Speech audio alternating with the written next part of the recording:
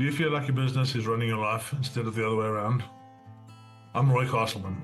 I built multiple seven-figure companies, worked across continents, and coached high-performing entrepreneurs. But I've also been completely burnt out. At one point, I was barely seeing my daughter, drowning in stress, and one step away from walking away from it all. That's when I made a decision to build a business and a life that works for me. The journey became Elevate 360, a system to help business owners reclaim their time, find their energy again, and get back in control, without sacrificing growth. And this podcast, Power Movers, is where I share real stories behind that shift. Each week you'll hear from entrepreneurs, founders, and leaders who've walked through the fire and come out the other side with clarity, courage, and a system that works. If you're ready to build a business that gives you more life instead of taking it away, you're in the right place.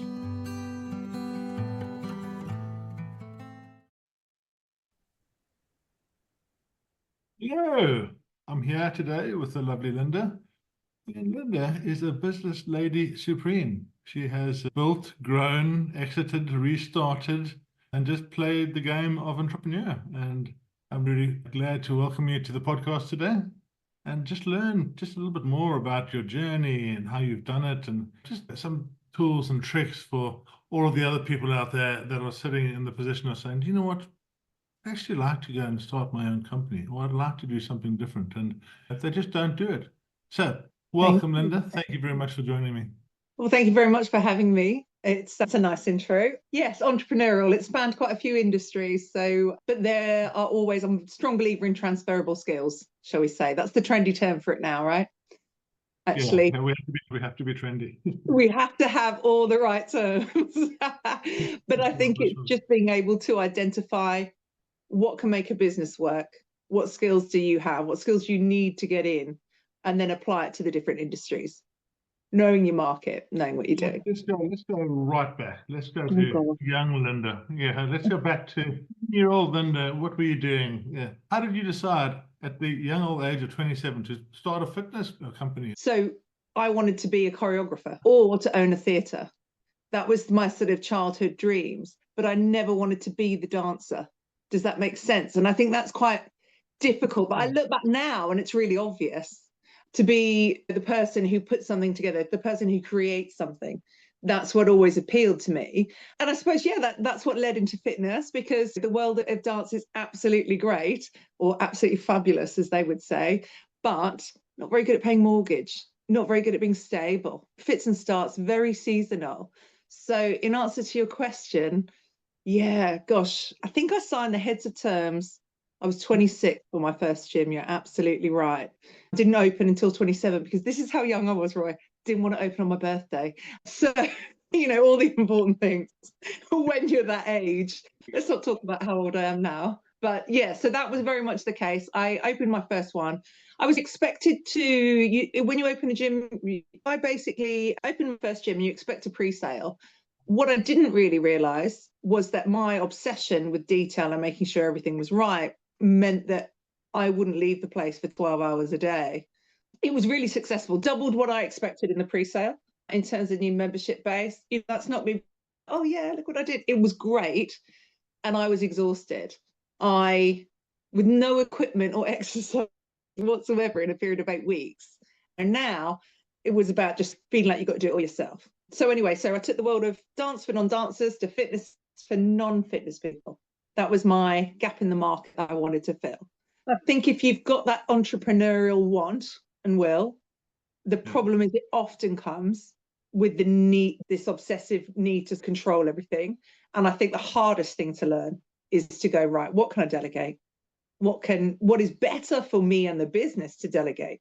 And then to save your skills, your time, your energy onto what is right and what is the most productive things to do. But that's a learning curve that I think I absolutely had to go through. And I think everybody almost has to go through it nowadays. Yeah, absolutely. So, I want to take you one step back. Okay. There's a moment that really, sits with me, and I love hearing the stories about it. That moment when you decided, I'm gonna open a gym. I'm gonna start my own company. Can you remember when that was? Probably you involved remember as how well. you felt? Probably involved. Being sat there on a sunny afternoon. When was it? Do you know what? The search for premises takes a long time. So it was probably at least 6 months before. And I found somewhere, my first premises in Sydenham, London, which had D2 planning, which is necessary if all the people about to own a gym need to know about the council plannings, but very dull. I think it came from realizing, so I went to open up a studio. So I went to open up a dance studio. Obviously, that was my passion. I wanted to help children with SNE, special educational needs. I wanted to do that side of things, be inclusive, etc.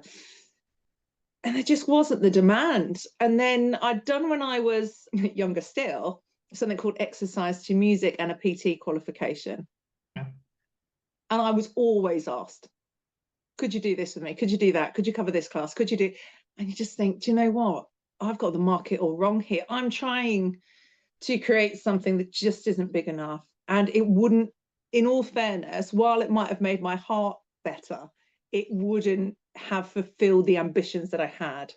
It's very rare to find, you might have a franchise like the Stagecoaches, but that wasn't the dance I was interested in. I wanted to pretend to be a tree. Do you know what I mean? So it didn't really, my brother, who's a biochemist, that's what he always calls me. But so how do you make something that you're passionate about commercial? And I just couldn't see the way through. So then I took an aspect of it.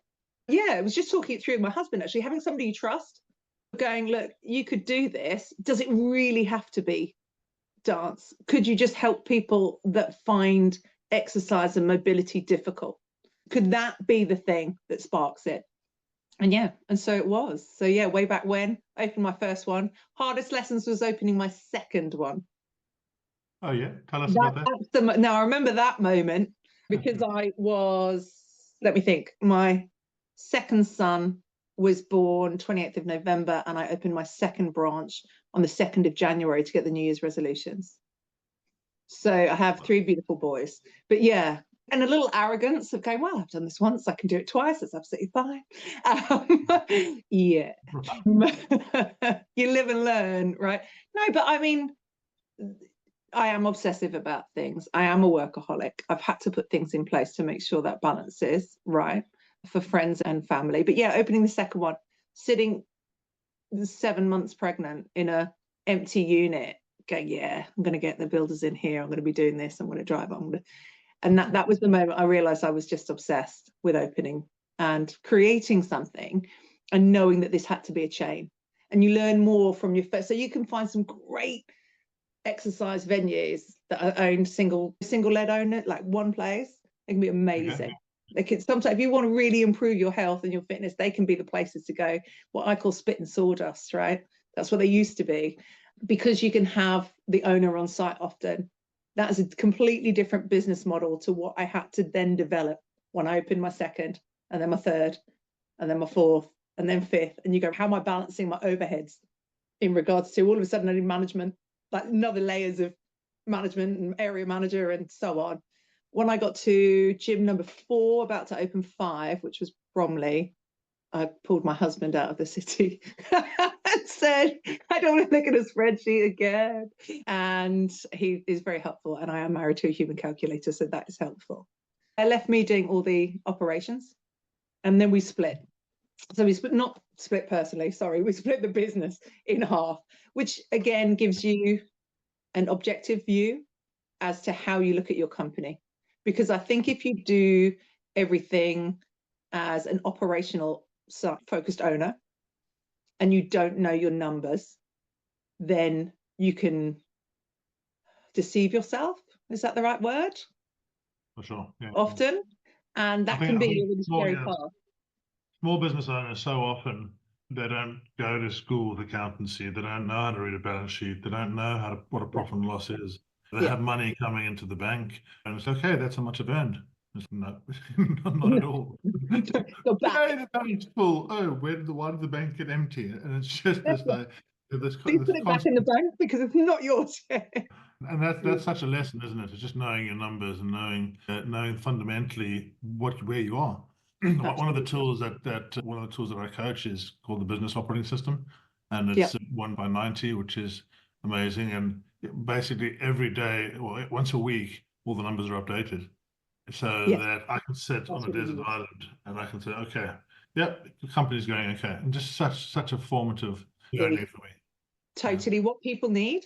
And I think particularly when you go to multi-sites, or even if you're just, we're talking about the fitness world, obviously we have that in common, but you're multi-sites or multi-services, classes, cardio work, PTs, any of that stuff, at any moment in time, you need almost like a dashboard of life. And then how does that, and then what you find in industries that, like you say, we're not all brought up as accountants. And so you go, well, what does that translate to for me? How many members does that mean I need this week? What are my targets? And then how, because if you're talking, the best sales teams I found in a practical environment weren't necessarily those driven by the numbers of pound signs, or I took in this income. It's actually, you need to strip it even further back and go, actually, I just need 6 direct debit payers this week, and I need 3 upfront annuals or 2-year deals or whatever it is you're going to do. And really, so if you've got that capability, I think that's fantastic in terms of being able to say, these are your numbers. At any point in time, click the button, these are my numbers. And I think that's where a lot of people struggle, sadly. Yeah. Well, I think, yeah, the world's moving along with such a pace. There's so many things going. Every few minutes, there's a different way to do marketing, and then there's a different way. I remember in the days where you could send out emails and they worked. Yeah, I mean, I was in the IT game. I actually put in a couple of the first email servers in London. Yeah, and people were saying this email will never take off. It'll never work. Yeah. So yeah, and then that stopped working, and then now it's starting to work again. And yeah, I there's think it just so is much starting to to work learn again. all the time. Yeah. Yeah, I think it is starting to work again. So my outbound call service now, I often say to people, just think straight cold call. So a lot of people do it for customer service calls. When you're trying to find out about your company, again, you can send emails, but only a percentage of your people will do it. So it's a really great way of updating database and so on. But you need a multimedia approach. People are savvy now. Me, right? You had 10 gyms. Oh yeah.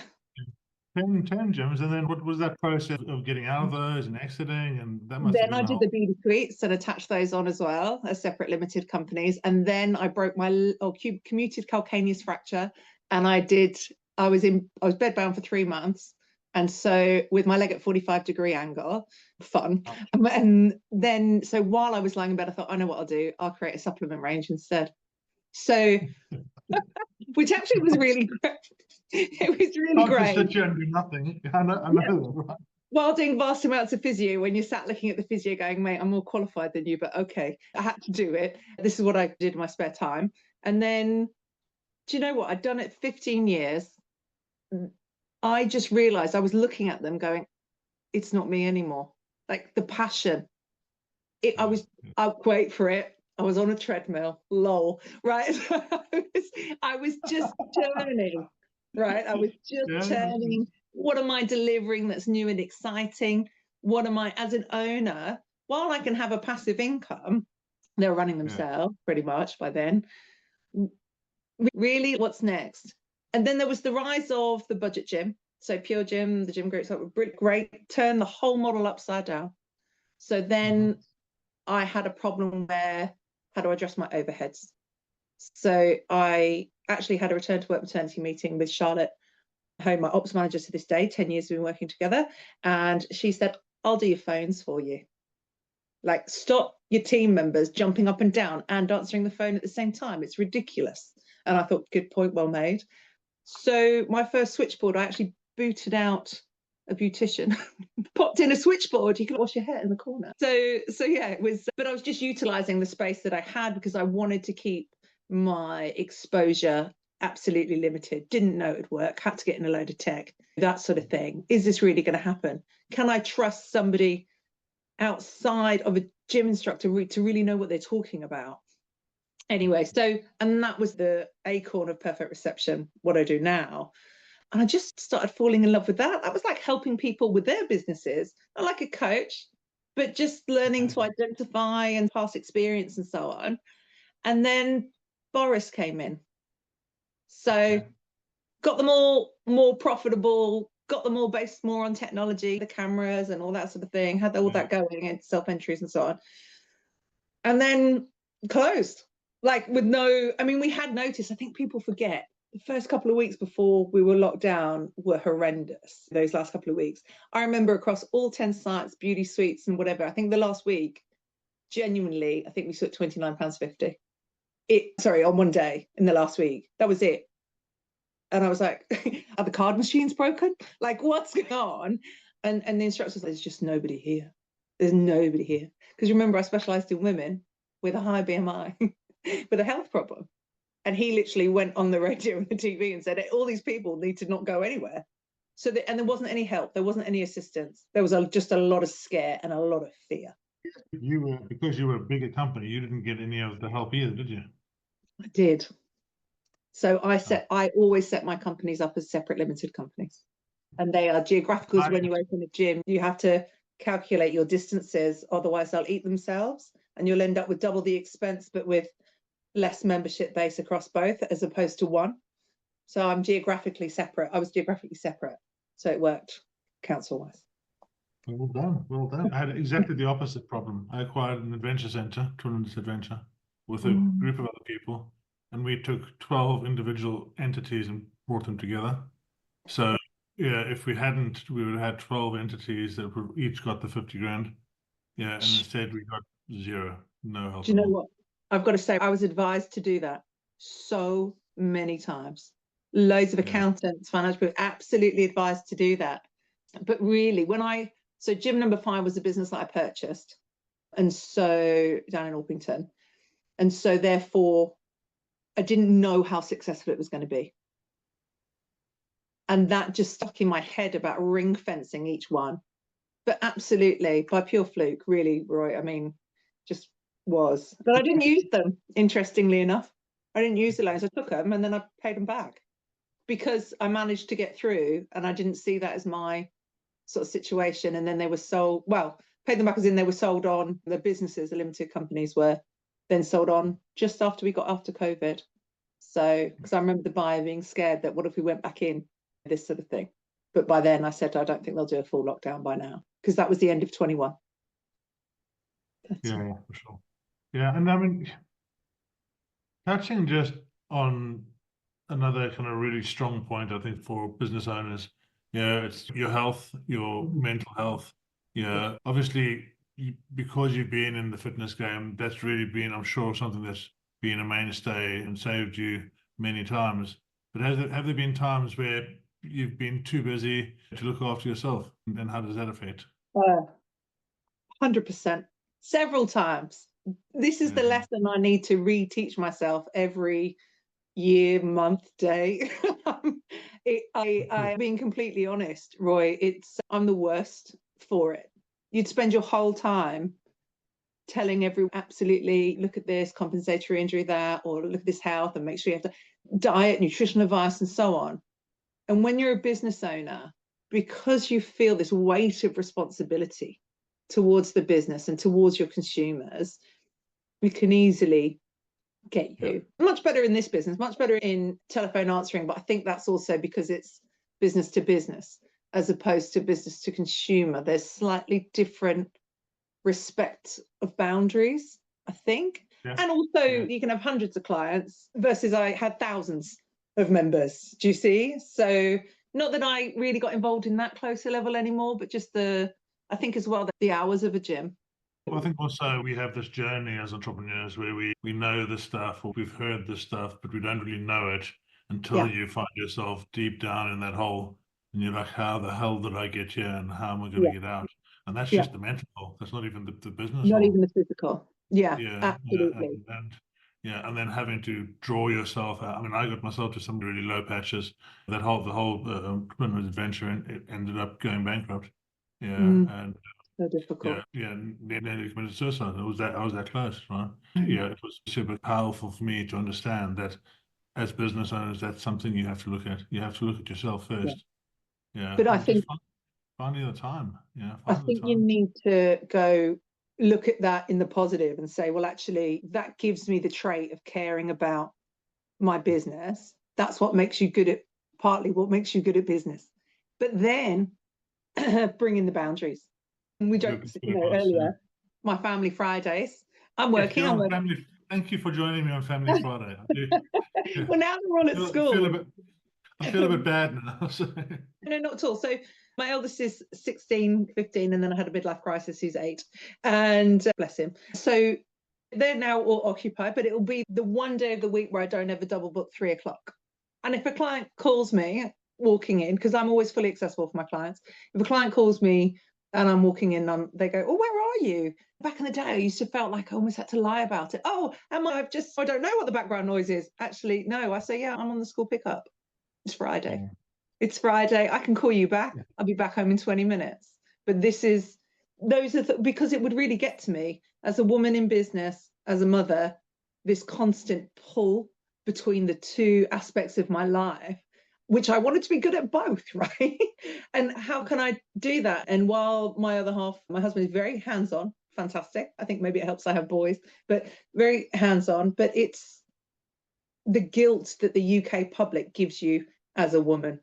I mean, I used to even have members come up to me and go, "Oh, you're here and not with your child?" Well, okay, there's a boundary crossed. I'm just walking in to sign the checks, but okay. It was really, I had a C-section due to a medical reason with my first, and I wanted to bring in, you show the baby around, the staff and all that sort of thing, really cute. And this woman, "Oh, I knew you were too posh to push," and literally said it in the front of a public space where she felt she could. So that's what women can be like. That's what women can be like. And the guilt, the depression, and this is my second child, postnatal depression, trying to deal with all this stuff whilst running a business.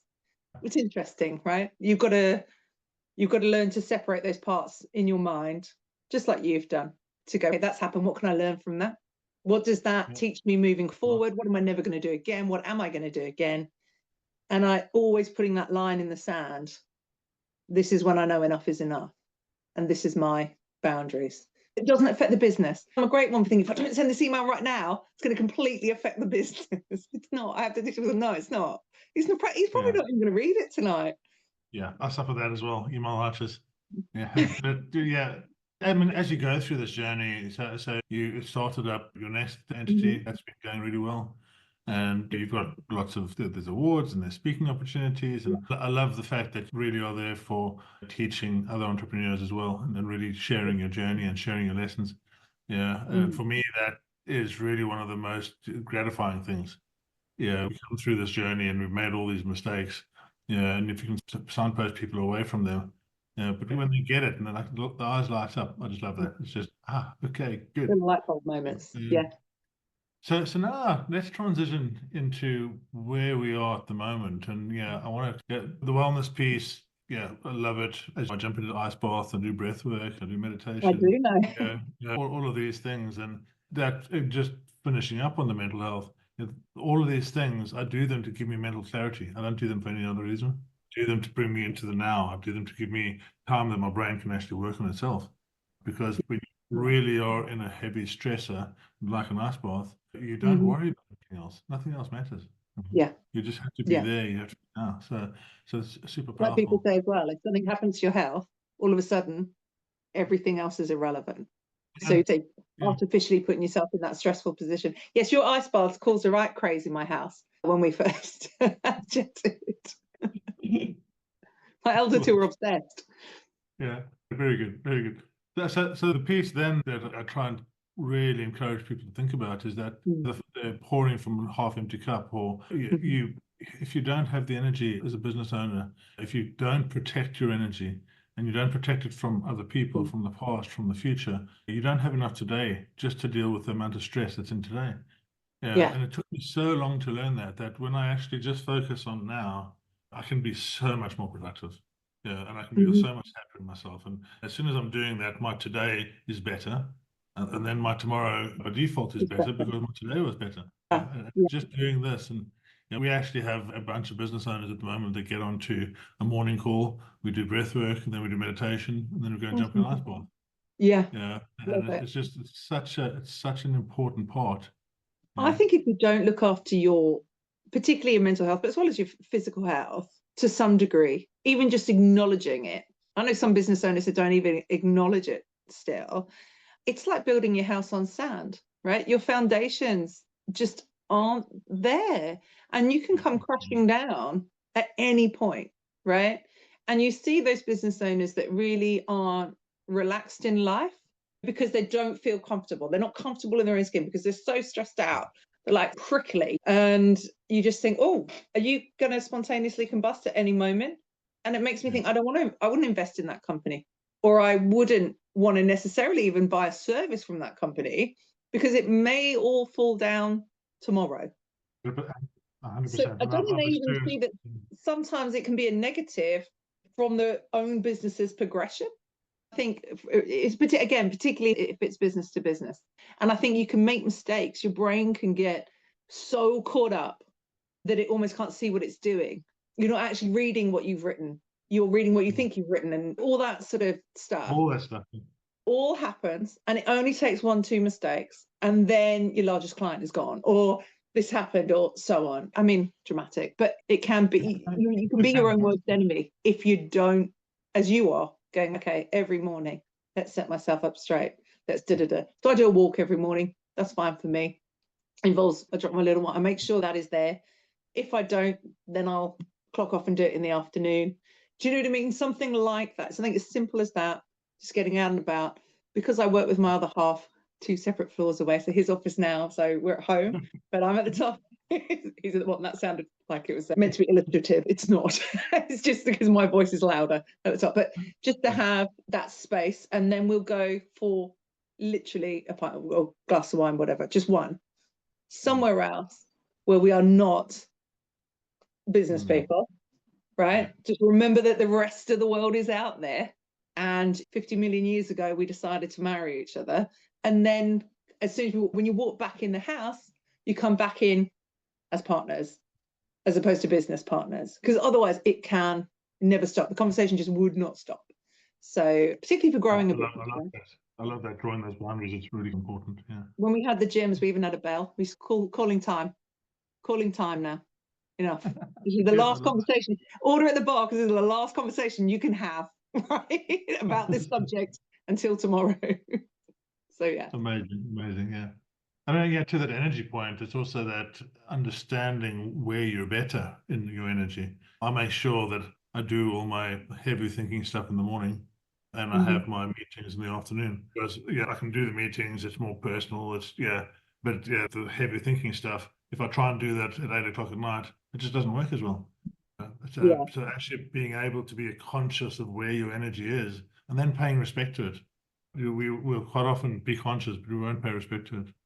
But physically for you, I mean, you've even got a physical factor there. It's probably your increased blood flow to the brain, to what you're doing. So you're in the most refreshed, productive time period in the morning by doing something physical, supporting the biology, the brain to be cracking on, really. So yeah, but maybe that's because we're 2 people coming from a fitness industry into business. But I think if more people applied it, I suppose you'd call it a holistic approach, would you? But looking at the person as a whole and how that helps the business. For sure. Well, I mean, what we're doing is we're looking at AI first, and we're going to transition onto that. So we're looking at AI because I've heard so many people saying to me, I just don't have the time to look after myself. So, okay, I'll give you an hour a day. Then are you going to look after your health? Yeah. Okay. And then we work on the business. But do they? That's what they need you to make sure they do. But that's what we do. So that's where. So it's coming into that. I mean, AI. Yeah, what an exciting time we live in, right? Isn't that just awesome? Yeah. Do you know what? I was thinking yesterday, you think about the 1920s, 30s warring sort of culture, and you think about of the 1920s, you think, what do people think at the end of the 1800s? Are they looking at them going, oh my God, how's that even possible? Or to the 50s and the sort of sexual revolutions and all that sort of stuff. And I think now there's a lot of us we're going to look at it in about sort of 5-10 years, or not even that, and go, wow, okay. And just how is that even happening? But it's happening, and it's happening right now. So it's going so fast. It's going, That's the only bit that concerns me, though, Roy, just in terms of how fast it's going and humans' capability we talk about mental health a minute ago. How do we cope with that? How do we measure that? How do we structure? That's the interesting part. for me. Using it as a tool, absolutely, as long as it is a tool. Yeah, taking it back to business owners, I think there's two things that are happening that I'm seeing. There's the ostrich approach, which is there is no AI. Yeah. Yeah, and then there's the I'm just overwhelmed approach. Yeah, there's just so Mhm. much to do. Yeah. I think I keep on telling people, just take it small bits at a time. Just get on ChatGPT and every day just play with it and get it to make you a meal and take a picture Mhm. of your fridge and say, what can I make? And you just get used to using it because we're still early enough, Yeah. right? We're still early enough for people to adopt. But you're 100% right. Where's it going to be in a year's time? Where's it going to be in 2 years' time? Yeah. When these operators come in full stream, what are we actually going to be ending up doing? It's a whole change piece in the world, and it's you've been dabbling in this, and tell us a little I've bit been about your dabbling. project. Yeah, Yeah. dabbling, because it's as you said, I thought I'm either an ostrich or I deal with it, right? Yeah. And I'm just more the latter naturally, because otherwise I've worked really hard, right? I've made sacrifices. I've done those, we were talking about them all. And then you go, well, I was worried, I suppose, that I could be swallowed up. My telephone answering company could be swallowed up. I don't think it will affect, I know that speech for outbound calls is there. I'm sorry, it's just not, like, as soon as I hear a voice that is not human, I can tell it a million miles away, and it's a no-go. I accept it for telephone answering, though, interestingly enough. And I've been working a lot with developers about tone and what is actually needed in AI telephone answering. So I think AI, though, in terms of text, we're talking ChatGPT, lovely. Oh, do you know what it's great for? Stopping you have a blank piece of paper. Stopping you going, Right. oh, I'm just Right. staring at this thing, right? I'm staring at my screen, my laptop. I've got to start somewhere. I think it's amazing for starting somewhere, right? I do think we still need the human angle a little bit in regards to fine-tuning it, but the more it's used, the more that'll be the case. Less with softwares that use it, I've got to say, because they're designed from it for particular functions. Yeah. That definition of function, when taken into the voice, my area of expertise for telephone answering, becomes a little bit trickier. Think of all the accents, think about all the possible hundreds and thousands of possible outcomes, which, yes, AI can deal with, but maybe not deal with the sensitivities that are required. So yeah, I've got an AI service. It's great. 365 days a year, 24/7, always running, telephone answering, right? No mistakes, right? But there are the odd quirks with it still. I think people need to be, I always say when I'm talking to somebody, they think that it's as good as Terminator right now. We're not quite. We're not there. We're not there yet. We're not there yet. We're not there And yet, I right? think, and I think that's my big kind of understanding at the moment is that we're not there yet, but I've been following this in detail for 2 years. Just hundreds of different tools. I've Yeah. really dug into it, and I'm just seeing in the last 6 to 8 months that the leap forward's been insane. It really has been really going forward so fast, and it's just that you get on the treadmill to your point, and you start working, you start walking, and slowly but surely you'll become fitter at the technology. That's right. And 100%, the thing that's for me that's really going to stick out is that humanity is what's going to keep you doing something useful. So it's telling stories, it's having Yeah. communication, it's training people in person. Yeah. Humanity is going to have so many functions dealt with by AI. Because no matter what happens, you look at all the big corporations, they say, well, I can take somebody out and put AI in. Yes, that's going to happen. And it's going to cause a massive turmoil. But at the end of the day, we're all going to crave more holidays if we don't have to work as hard. We're going to crave more connectivity or more connection. And I think that's where really COVID really smacked us, was it took away our connection. And Yeah. that might be an opportunity to put some back. So I just think we're in such interesting times to be able to live through this and to experience it. As long as we're doing something with it every day and we don't stick our head in the sand, it's just an I think amazing with time to go forward. fascinating time, really, in the true sense. I think you're right. I think humanity, I hope, again, going back to my roots, that creativity will be something that will be, it's become very ignored recently, whether that be government budgets or whatever else. And I think that's taken a toll. on, certainly in the UK, wider mental health issues and benefits that it could come from. We're ignoring that side. So maybe we're hoping that AI will be able to free up that time to be able to, I don't know, go back to our roots almost in a way. And I don't think that it'll never not need a human check. Really, you can let a system run, but I like the idea of hybrid quite a lot. I like the idea of going. If AI can get us better food production, if it can get us better quality energy, if it can get us better quality, all these things, and just give us more electricity for less, and all these things will give humanity a time to actually slow down and not just be on the work treadmill. And I'm all about living the life you love. I love to travel. I love to go around the world and do crazy things and just experience life. And when I was, I don't know if I've ever told you this, but I was run over by a drunken driver when I was 19 years old. No. And I was hitchhiking on the motorway. And it's probably one of the best things that ever happened to me because, as I was laying there on the ground, my leg was broken, my foot was almost off, my arm was broken and poked, I was cut out. And I was laying there not knowing whether I was going to live or die. But I lay there and I was like, shit, I wish I'd done this and I wish I did that and I wish I did that. I wasn't thinking about all the things I'd done. I was thinking about the things I hadn't done. I hadn't told my mom I loved her. I hadn't done, these type of things. And for me, that was such a powerful. And when I got up from there, and 2 weeks later, it was all going to be okay. I was like, right now, I'm going to live my life, and I'm going to live it every damn day. And if I ever get hit again, I'm not going to regret. So that was like real informative for me. And I just think we now hopefully we'll have the opportunity to all go and experience those things and not just be work, right? You need to live the life you love. You really need to go out there and enjoy it. And entrepreneurs especially, we're the best breed out there. We really are. We keep the world going around. We solve problems that other people can't tackle. And we come into this because we love, we love the solution that we have to give to people.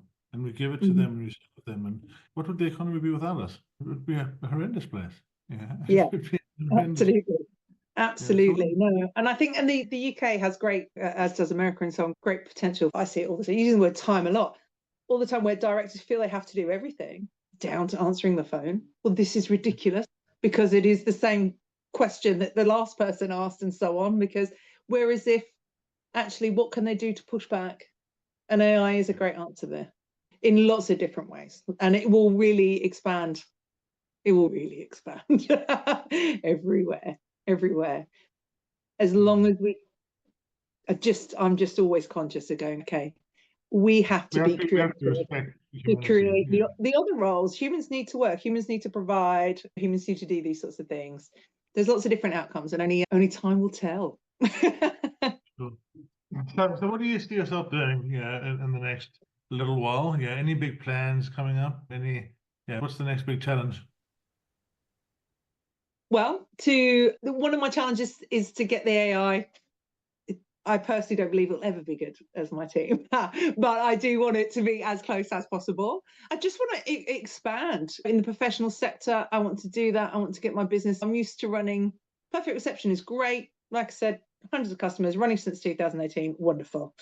So again, you were 2022. You started really digging into what you're doing now, and now it's grow time. It's grow time. So that's what I'm focused on. Absolutely. I love what we're doing. My challenge is I absolutely want to grow, but I want to keep the attention to detail. I want to keep the high levels of customer service that we've got down to a T. It would literally break my heart if I got anything less than a 5-star review, okay? Because of the effort that I put into that side of things, and that's what I believe in, and haven't got that, so that's good. But then you go, well, okay, so as it grows and you get those multiple layers, it's nice to be half the price of the other competitors and be good. All you've got to do is a free trial and you have a conversion, right? Because they're like, because if some things, I don't want to use the word cheap, but if it looks too cost effective, it can worry you. So I always say, well, that's fine. Just try us. Absolutely no problem whatsoever. Give us a go. And then give us a go. And then at the end, like no bank details. And at the end, we'll have a chat. And then they're happiest. Great. So I got exactly the same, if not better, but for half the price. Well, that's a no-brainer. And Roy, everyone says, well, how can you? Like the business owners that really think and they want to know, well, how can you? And that's when I have to loop all the way back around to what we were talking about earlier. and say I reached a capacity of clients when I paid no rent, no rates, because every time we needed a new switchboard, I got my maintenance team to take down a wall again. And then they built, and it just got down. You could put the switchboards across the gym because the gym couldn't function as a gym, but we could as telephone answering because we made other clients able to run their businesses. So we were needed. So there you go. Amazing. So in a weird way, maybe I should thank Boris to not have a go at him. Maybe.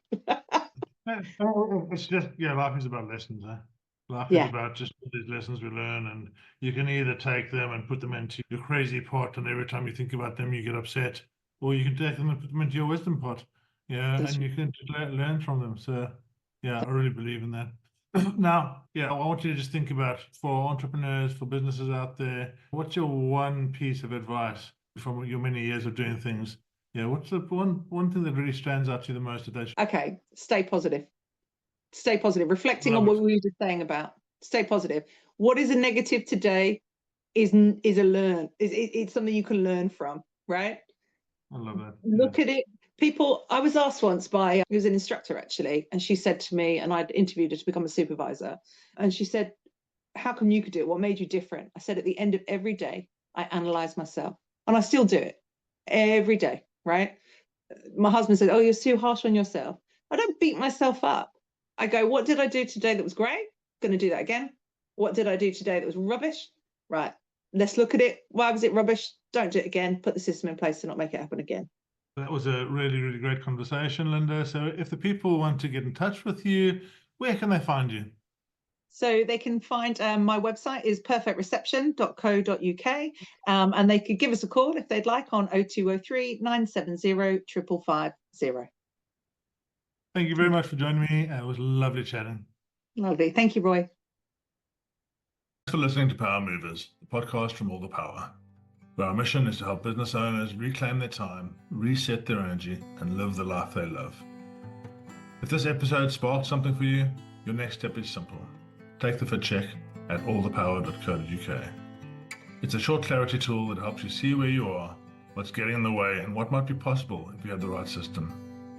When you're ready, come and join the tribe. Power Movers start with our signature framework called Elevate 360, a system built to help you escape survival mode, create structure, and move forward with power. Just remember, everything we share here is based on real stories, experience, and frameworks. It's not personal business advice. Always speak to a coach or advisor before making big decisions. Because in the end, it's about more than business. It's about building a life that you actually love. I'm Roy Castleman, and I'll see you in the next episode.